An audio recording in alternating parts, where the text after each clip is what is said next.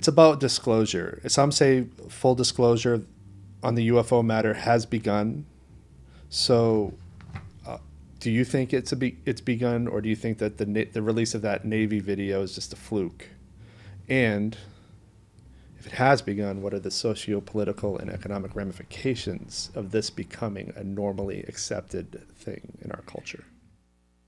Well, I think, June 25th, 2021, when the Office of Department of National Intelligence, ODNI, released this report to the public involving 144 cases of interactions between military pilots and F-18 pilots and also their carrier strike groups on either end of both East Coast and West Coast.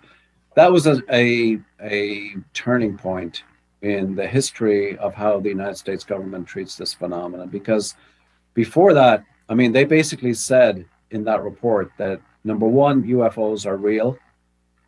They're not fantasies. They're not people who are on drugs or mentally ill. They are real.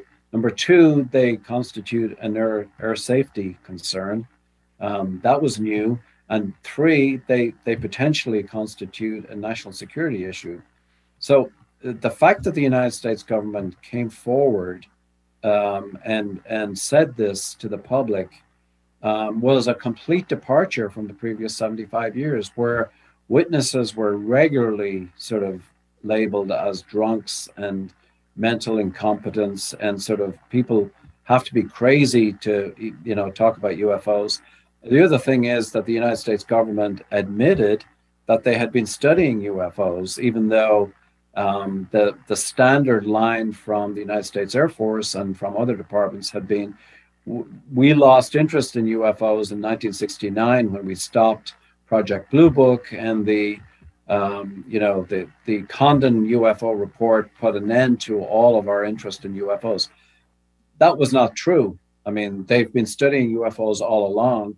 And the program, the $22 million program that we were part of, is one of those programs. And so the fact that they actually released for the public record that UFOs are real is a form of confirmation. I wouldn't call it disclosure, but it was confirmation that what a lot of people are seeing and have been seeing for 75 years plus is real. So it's not some kind of fantasy, and they're not mentally ill, but it's real. So that's about as far, I think, as the United States government is going to go. I don't see them going beyond that because, what are they going to disclose? They've already disclosed sort of a short version that UFOs are real. They have no idea who these are, what these are, who these are, or they have no idea of a lot of the details of what would follow in quote unquote disclosure. Plus, there's an enormous body of classified work behind which this whole topic has hidden for decades that is never going to see the light of day. And so the United States government coming forward and saying UFOs are real, I think that is probably, as far as they will go.